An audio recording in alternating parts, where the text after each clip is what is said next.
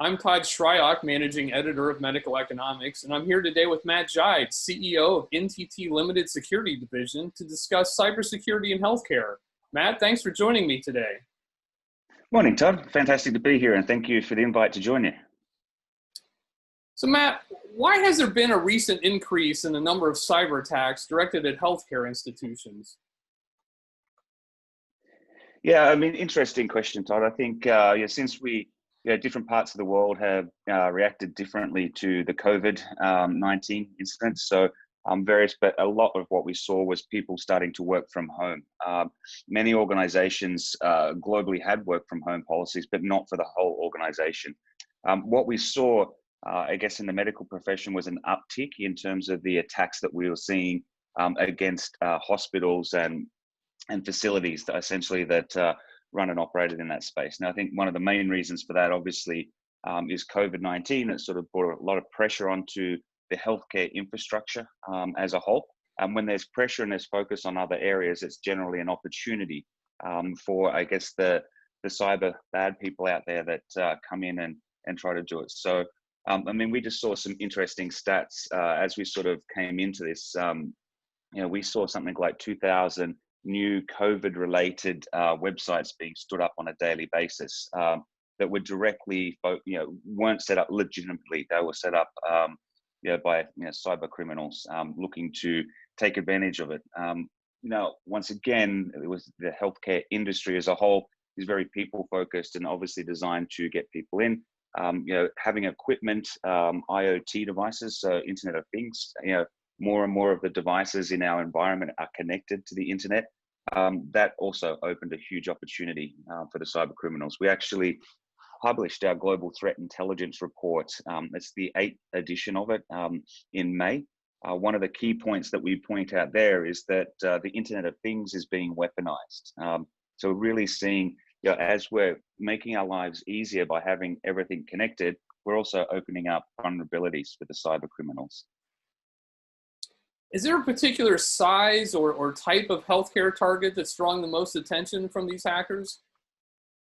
Yeah, Todd, we've seen one of everything essentially, if not more. It's a bit scary. There is no, hey, you're a big facility, we'll go after you, or you're a small one. So we operate on a global basis. So we're present in 58 countries, and we've seen small hospitals with maybe 10 beds being attacked, right up to the top end of big, large, healthcare facilities being under attack. So there's been no delineation, no focus on a particular segment. I think that's part of what we see with this cyber criminal community. There's obviously there's nation states. There's goes to the next level where people are looking to make money, right down to individuals who are just trying to test out their skill with tool sets. So there has been no specific focus though on large or small.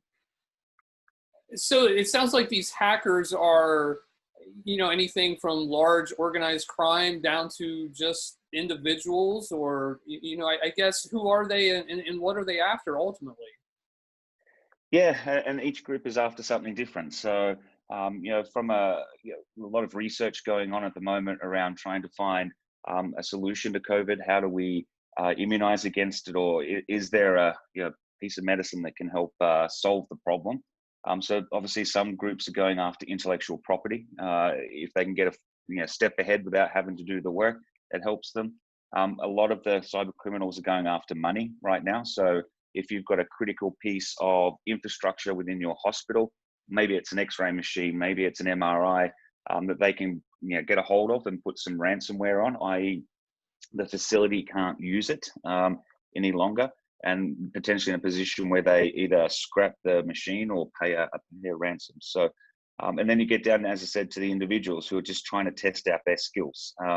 What we've seen is a lot of variants in terms of the malware that are being used to attack at the moment. So we've got a core group of malware that people are adding additional code onto. And so it's, unfortunately, a lot of it, or some of it, is certainly people just testing out their skills. What about individual doctors' offices? Are they at risk more now than they were before?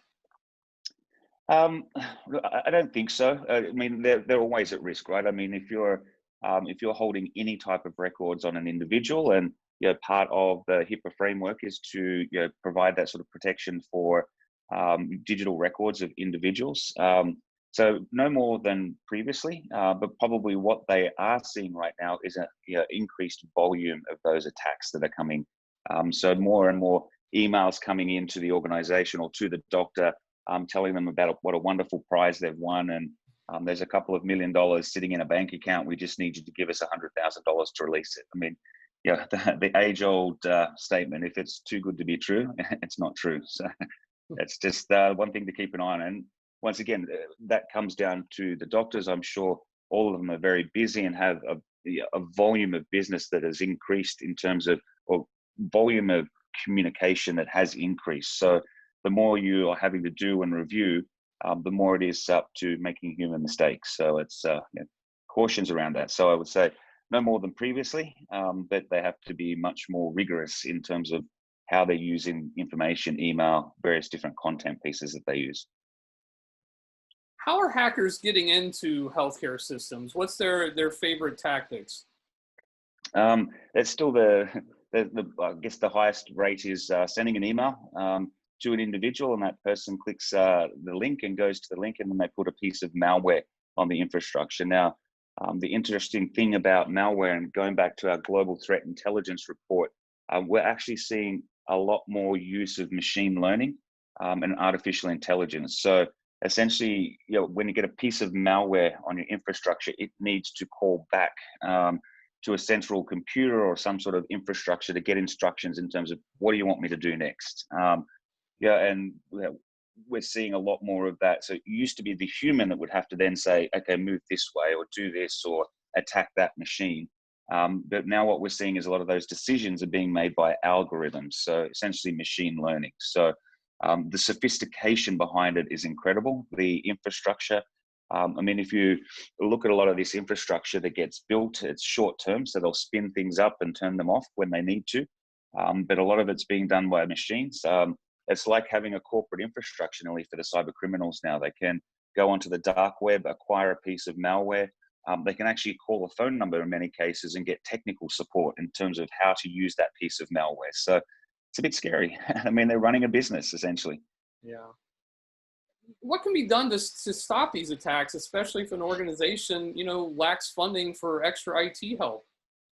Yeah, so I mean, we focus our security postures when we're talking to our clients around, people, process as the key thing, and technology being the third component of that. So in terms of the people, absolutely essential that you're continuously updating people, giving them information that they can consume. Now, that's down to the individual in order to read that information, but education in the cyberspace is absolutely critical right now, and it's incumbent on every employee that they're aware of what they're doing, what they're clicking on.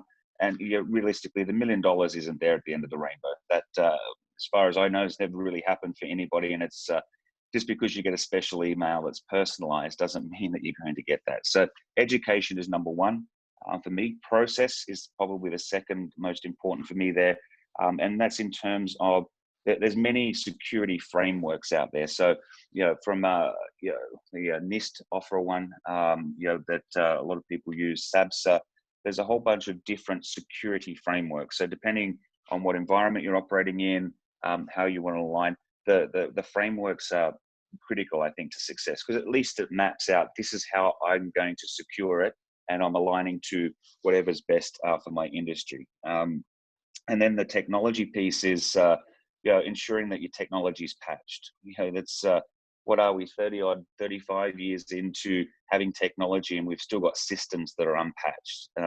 The main reason patches get released is to upgrade the security, the performance of that particular device. So absolutely essential that we keep what we've got patched. And if it is getting aged and the technology is no longer relevant, looking to how can we best consume a technology for the least amount of money. And we're seeing a lot of activity at the moment of our clients moving from physically on-premise devices to a cloud-based device, so they can turn the controls on and when they wish to. The other piece that I would add in there is an incident is going to happen. I mean, that's just, you can have the most expensive technology, processes, people on the planet, people are still going to find ways through, right? Technology is complicated and complex. So being in a position that you've either partnered with someone or you've got the resources internally to respond to an incident.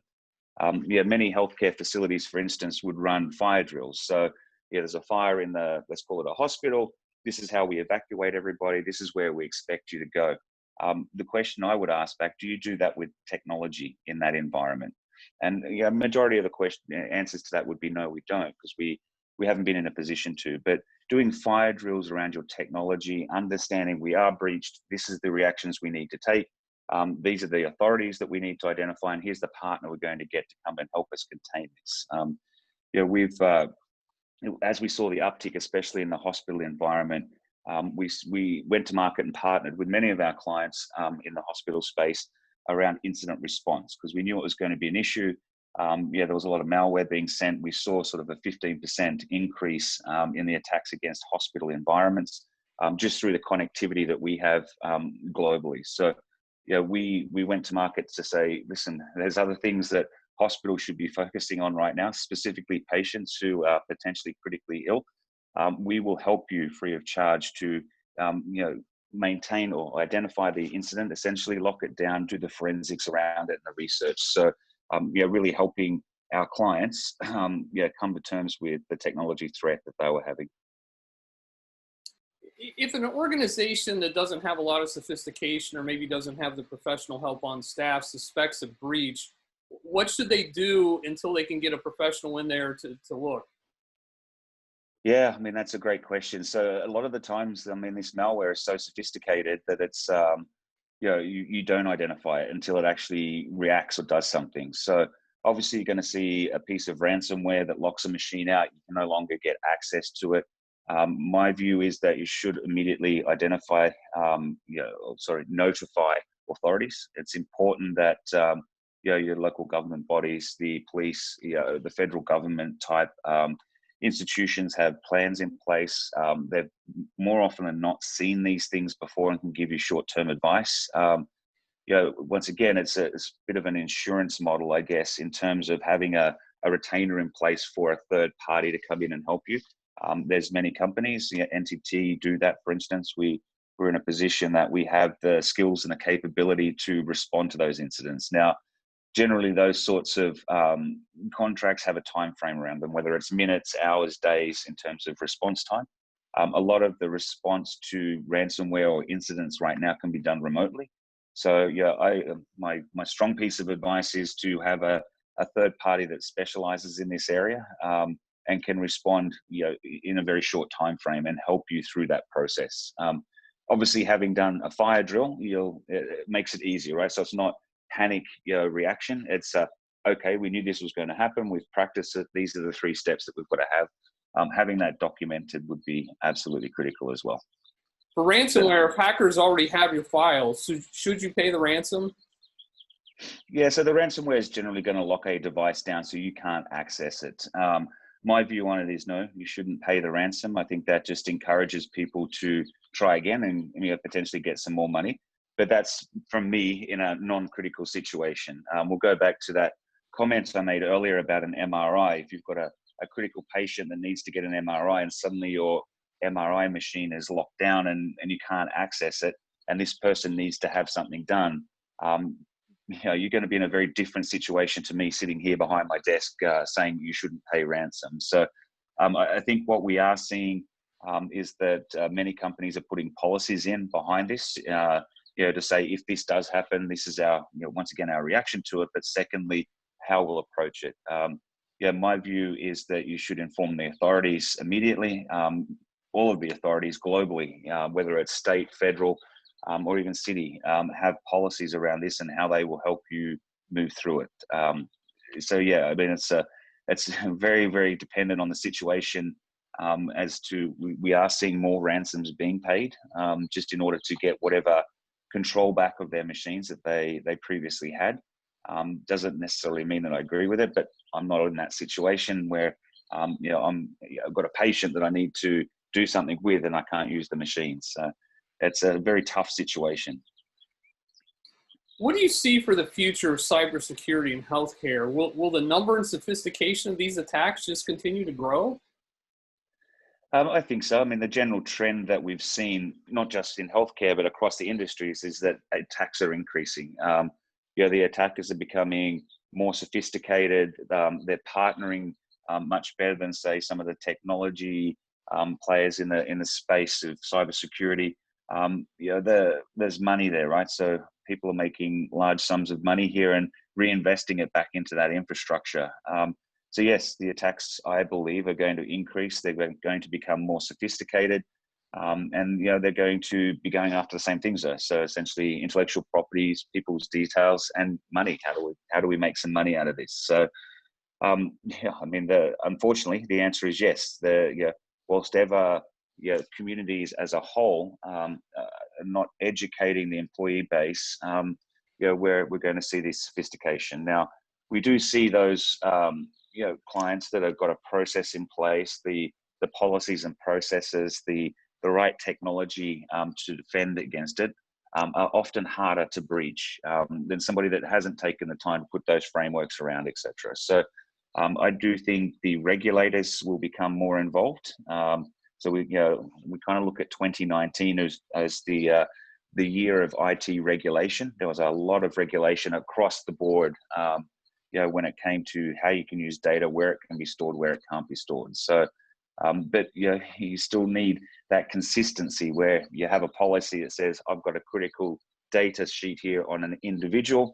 I need to store it in this fashion, or I need to encrypt it in this way. So, I think there's a multi-billion or $100 billion business called cybersecurity.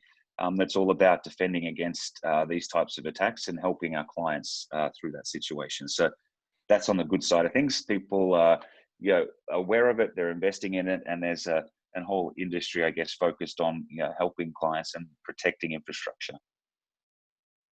Matt, thanks for joining me today. Todd, this has been fantastic. Really appreciate your time. Thank you, Todd.